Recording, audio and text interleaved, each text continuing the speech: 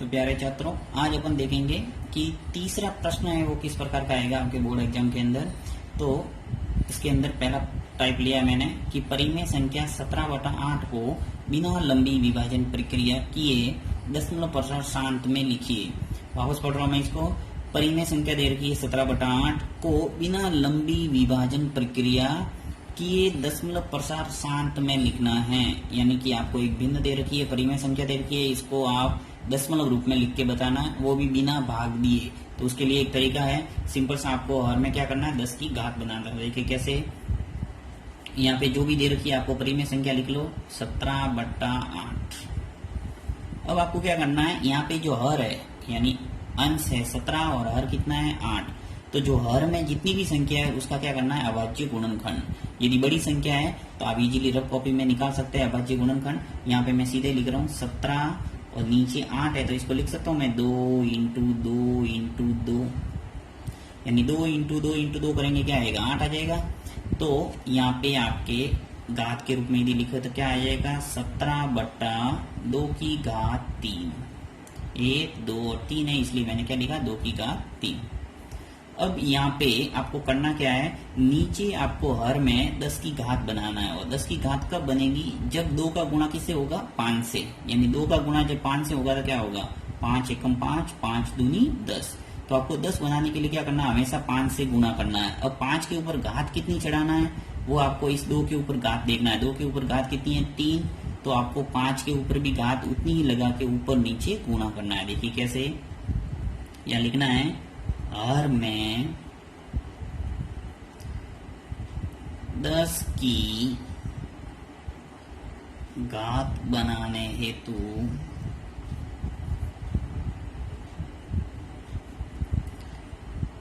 5 की घात 3 से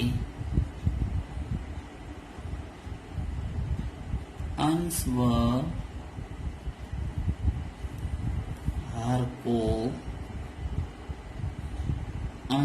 को गुणा करने पर, ये आपको लिखना है। कैसे, देखिए अब यहाँ पे मैं लाइन खींच के आपको बता रहा हूँ। 17/2 की घात 3, वापस लिख रहा हूँ मैं 17/2 की घात 3। ये मेरे पास स्टेप थी। मैंने क्या किया कि मुझे हर में 10 की घात बनाना है। और 10 की घात बनाने के लिए क्या कर रहा हूँ मैं, ऊपर नीचे यानी अंश में और हर में किससे गुणा कर रहा हूँ, 5 की घात 3 से। देखिए 5 की घात 3 से यहाँ पर भी गुणा किया और अंश में भी 5 की घात 3 से गुणा कर रहा हूँ। अब क्यों किया, देखिए यहाँ पता चलेगा आपको। 17 × 5 की घात 3, तो 5 की घात 3 कितना हो जाता है, 5 × 5 × 5 कितना होगा, 125 बट्टा नीचे देखिए। अब देखिए यहाँ पे घातांक नियम से आप जानते होंगे, चलिए मैं यहाँ घातांक नियम लिखता हूँ। घातांक नियम क्या होता है, a की घात m × b की घात m। जब आधार अलग अलग और घातें समान हो तो उस स्थिति में अपन क्या करते हैं, ab की घात m, यानी कि a और b का गुणा कर देते हैं, आधार का गुणा और घात ऊपर चला देते हैं। तो यहाँ पर भी मैं आधार का गुणा करता हूँ। देखिए 2 का गुणा 5 से करता था, क्या आएगा मेरे पास 10, और घात है वो ऊपर चढ़ जाएगी, ये 3। तो यही काम करना था मुझे कि 10 की घात बनाना था। यहाँ लिखा मैंने, हर में 10 की घात बनाने हेतु 5 की घात 3 से अंश व हर को गुणा करने पर। अब मैंने 5 की घात 3 से ही गुणा क्यों किया, 5 की घात 4 से क्यों नहीं किया, तो वो मैंने पहले ही बता दिया कि यहाँ पे 3 है इसलिए मैंने 3 लिया है। यहाँ 4 होता तो मैं 4 लेता, 2 होता तो 2 लेता। बस इतना ध्यान रखना, जितनी घात होती है उतना ही लेना है, ताकि यहाँ घातांक नियम लग जाए, m और m समान रखना है। अब देखिए 17 का गुणा 125 से करेंगे तो क्या आ जाएगा आपके 2125। ये आप गुणा करके इजीली देख सकते हैं रफ कॉपी में। 125 का गुणा 17 से कर लेना तो 2125 आ जाएगा। यहाँ पे देखिए 10 की घात 3 है, यानी 10 × 10 × 10, तो क्या आ जाएगा आपके 1000। 3 जीरो लगा दूं मैं, 10 × 10 × 10 करेंगे 1000 आ जाएगा। अब आपको सिंपल सा तरीका मैंने बताया हुआ है कि नीचे जितने शून्य हैं उतनी संख्या के बाद में पॉइंट लगाना ऊपर। तो देखिए 1, 2 और 3, तो ऊपर 3 संख्या गिन के राइट हैंड साइड से पॉइंट लगाना है।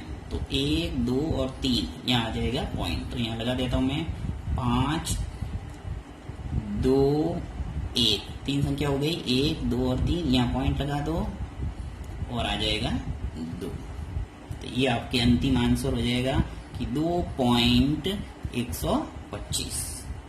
अब देखिए ये भी प्रश्न लगभग उसी प्रकार का है, थोड़ा इसको अलग ढंग से कर सकते हैं। देखिए कैसे, संख्या 49/500 के दशमलव प्रसार को लिखिए। यहाँ पर भी आपको दशमलव प्रसार लिखना है, तो इसको कैसे कर सकते हैं अपन कि इसको लिख सकता हूँ मैं 49/500। इस संख्या को 49 लिख सकते हैं 5 × 100। और देखिए 500 को मैंने लिख दिया 5 × 100, यानी कि जब मैं 5 का गुणा 100 से करूंगा तो वापस आ जाएगा 500। अब इसको क्या करते हैं, 5 को 10 बनाने के लिए क्या करें, 2 का ऊपर नीचे गुणा कर देते हैं, अर्थात यहाँ पे 10 की घात हो जाएगी। तो यहाँ लिखना पड़ेगा कि हर में 10 की घात बनाने हेतु 2 से अंश व हर को गुणा करने पर अब यहाँ पे देखिए 49 है, नीचे कितना है 5 × 100। अब यहाँ पे ऊपर नीचे अपन 2 से गुणा कर देते हैं, अंश में भी 2 का गुणा किया और हर में भी 2 से गुणा। तो 49 का गुणा 2 से करेंगे तो क्या आएगा 98। नीचे देखो 5 का गुणा 2 से कर दो, क्या आ गया 10। यहाँ पे 100 है, तो इन सब का गुणा होके क्या आ जाएगा 1000। यहाँ पे उत्तर आ जाएगा सीधा, देखिए 98/1000 है, तो क्या हो गया 3 संख्या बाद में पॉइंट लग जाएगा, तो 1 2 3। तो यहाँ पे आपके यहाँ उत्तर आ जाएगा 8 9। अब चूंकि यहाँ पे 2 संख्या ही है तो तीसरी संख्या आपको 0 करके लगानी पड़ेगी। अब यहाँ लग जाएगा पॉइंट और 0, यानी 0.09 और 8, ये आपके क्या हो जाएगा आंसर, जो कि पूछा था दशमलव प्रसार के रूप में लिखिए, तो ये हो गया दशमलव प्रसार। नेक्स्ट प्रश्न है कि अभाज्य गुणनखंड विधि द्वारा निम्नलिखित पूर्णांकों का महत्तम समावर्तक ज्ञात कीजिए। तो मसप और लसप से संबंधित 100% लगभग प्रश्न आता है, तो आपको अच्छे ढंग से इसको समझना है कि एलसीएम और एचसीएफ निकालने की क्या विधि है अभाज्य गुणनखंड विधि से। तो यहाँ पे मुझे पूछा है महत्तम समावर्तक, तो महत्तम समावर्तक निकालते हैं अपन अभाज्य गुणनखंड विधि से किस ढंग से निकलता है। तो सबसे पहले आपको क्या करना, जितनी भी संख्या दे रखी है, देखिए यहाँ दे रखी है 3 12 15 और 21, इन तीनों संख्याओं को क्या करना है आपको अभाज्य गुणनखंड करना है। तो मैं यहाँ अभाज्य गुणनखंड कर लेता हूँ, देखिए 12 लेता हूँ सबसे पहले, 12 के अभाज्य गुणनखंड करते हैं। और अभाज्य गुणनखंड करने का तरीका ये है, सबसे पहले आपको 2 का भाग देना है, यदि 2 का जाता है तो ठीक है, नहीं तो किसका देंगे 3 का। तो यहाँ पे देखिए 2 का भाग जा रहा है, तो मैंने 2 का भाग दे दिया। 12 में कितनी बार जाएगा 6 बार, ये 6 बार चला गया। फिर वापस 2 का भाग जा रहा है तो 2 का दे दो, 6 में कितनी बार गया 3 बार। अब 3 में देखिए 2 का नहीं जा रहा तो किसका देंगे 3 का, इजीली जा रहा है 3 में 1 बार। तो चलिए 12 के अपने अभाज्य गुणनखंड हो गए अपने पास। अब दूसरी संख्या लेता हूँ मैं 15, तो 15 के अभाज्य गुणनखंड निकालते हैं। अब 15 में देखिए 2 का भाग नहीं जा रहा है तो क्या करेंगे 3 का देंगे, 3 का इजीली जा रहा है तो 3 का दे दूंगा मैं, 3 पंजे 15। और 5 में 5 का ही जाएगा, 5 बार गया 1 बार। 15 के हो गए अभाज्य गुणनखंड। इसी प्रकार 21 के निकाल देते हैं।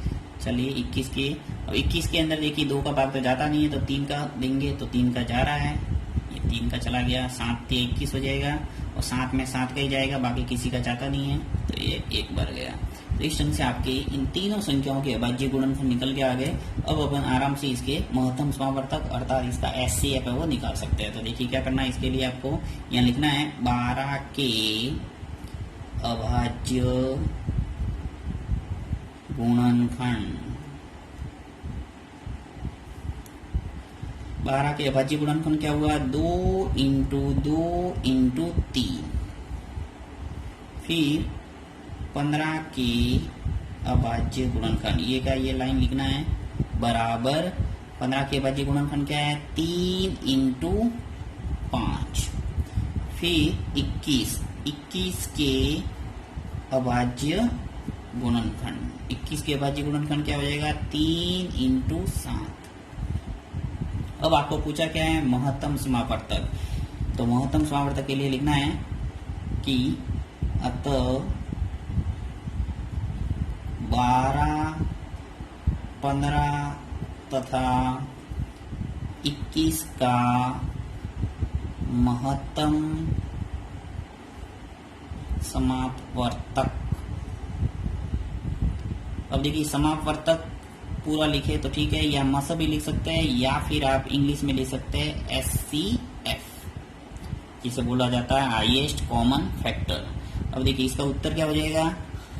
मस पर निकालने का एक ही तरीका है, आपको जितने भी अभाज्य गुणनखंड निकले हैं, चाहे वो 3 है 4 है, कितनी भी संख्या है, आपको उसके देखना है कॉमन क्या है। कॉमन का अर्थ है सब में जो उपस्थित होगा संख्या वो उसका HCF हो जाएगा। तो देखिए यहाँ 2 देखा तो 2 इसमें तो है, परंतु इन दोनों के अंदर नहीं है।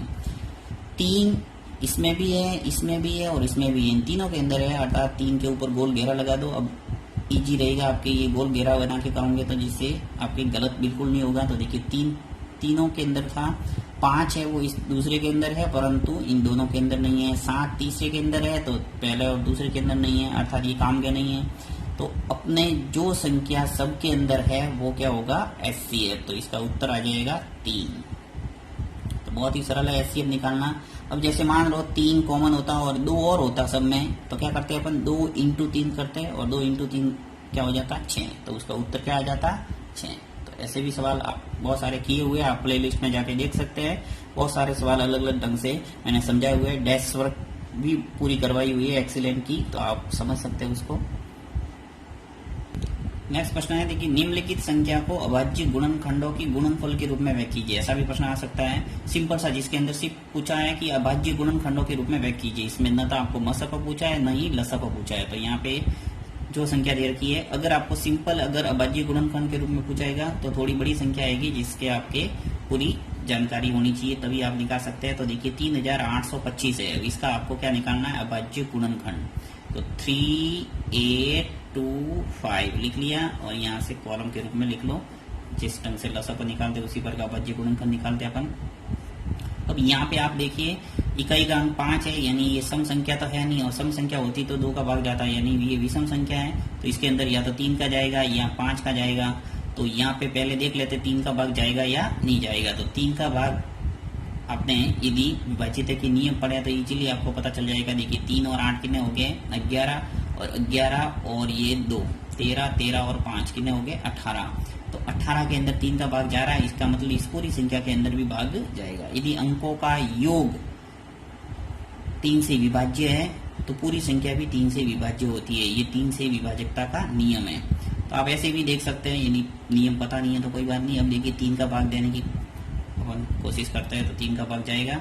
तो देखिए 3 एकम 3 एक बार चला गया, 8 में कितनी बार जाएगा, 3 एकम 3, 3 दूनी 6, 2 रहेगा शेष, 2 और 2 कितने हो गए, 22। तो 7 तिया 21, एक शेष बचा 15 हो गया, तो 5 तिया 15।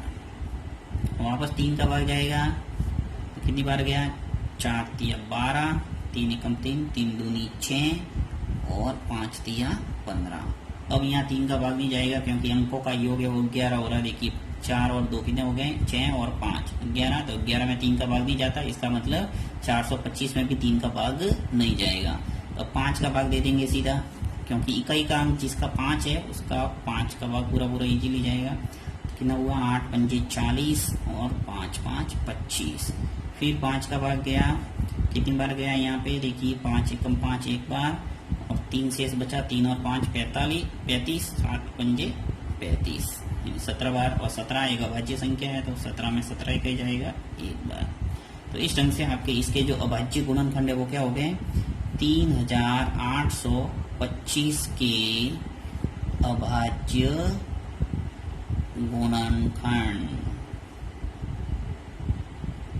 हो गए आपके 3 × 3 × 5 × 5 × 17। ये भी उत्तर सही है। आप ऐसे घातांक के रूप में भी इसे लिख सकते हैं। 3 × 3 क्या लिख सकता हूँ, 3 की घात 2, 5 × 5 क्या लिखूँ मैं, 5 की घात 2 और × 17। तो ये आपके क्या हो गया आंसर। नेक्स्ट प्रश्न लिया है कि अभाज्य गुणनखंड विधि द्वारा निम्नलिखित पूर्णांकों का लघुत्तम समावर्तक ज्ञात कीजिए। देखिए या फिर आएगा लघुत्तम समावर्तक का, या तो मसफ का पूछा जाएगा यानी HCF, या फिर पूछा जाएगा आपको LCM का लघुत्तम समावर्तक का। तो बहुत ही ईजी है, अभाज्य गुणनखंड विधि से दोनों साथ में भी आ सकते हैं, तो आप इजीली निकाल सकते हैं। देखिए यहाँ पे लघुत्तम समावर्तक सीख लेते हैं, जिससे आप अगर मिक्सअप आ जाए तो भी आप इजीली कर सकते हो। तो चलिए इसके भी अभाज्य गुणनखंड करते हैं। 24 के अभाज्य गुणनखंड करते हैं। सबसे पहले 2 का भाग जा रहा है, 2 का दे दिया मैंने, कितनी बार जाएगा 12 बार।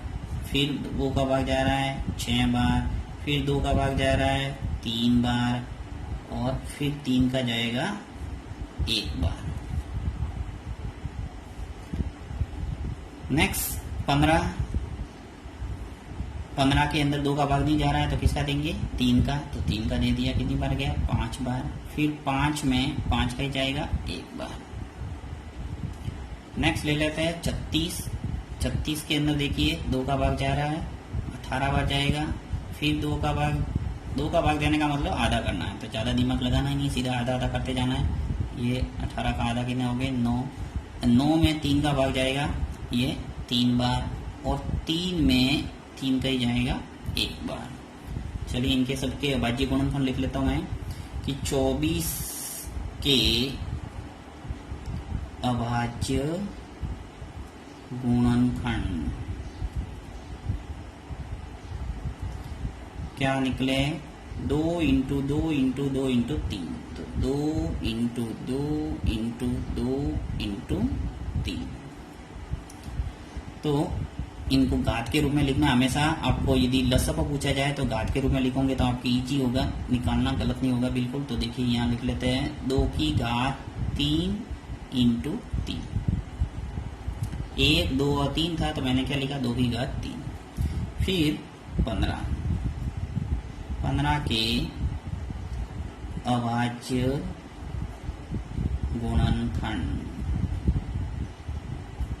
15 के अभाज्य गुणन 3 इंटू 5 है, 3 इंटू 5, तो 3 इंटू 5 ही होगा यहाँ।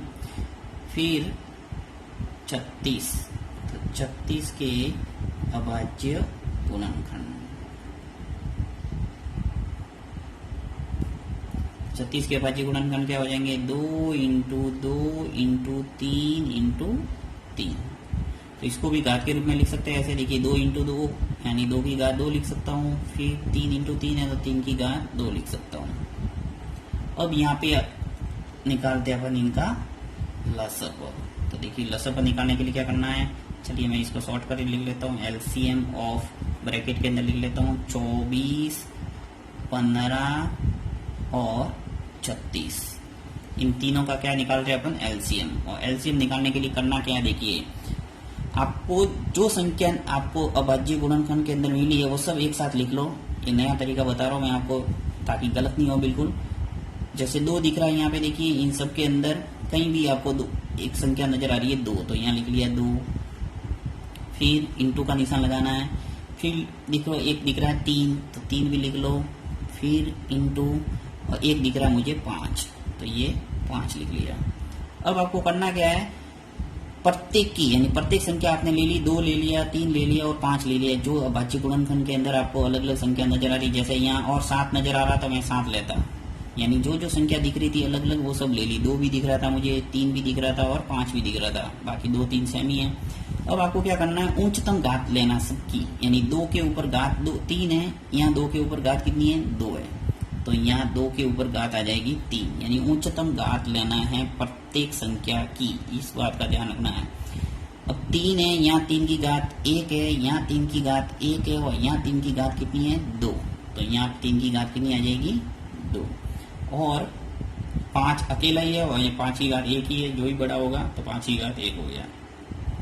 2 की घात 3 कितना हो गया 8, और 3 की घात 2 कितना हो गया 6 और 5। अब सबका गुणा करेंगे तो आपके आ जाएगा उत्तर, सॉरी यहाँ 3 की घात 2 कितने हो जाएंगे 9, 3 इंटू 3 कितने होते हैं 9।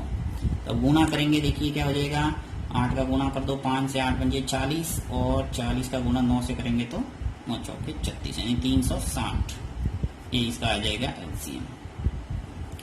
तो लसअप निकालने का यही तरीका है, आपको प्रत्येक संख्या की उच्चतम घात लेना है, इस बात का ध्यान रखना है। एक लाइन याद रखना है, प्रत्येक संख्या की उच्चतम घात।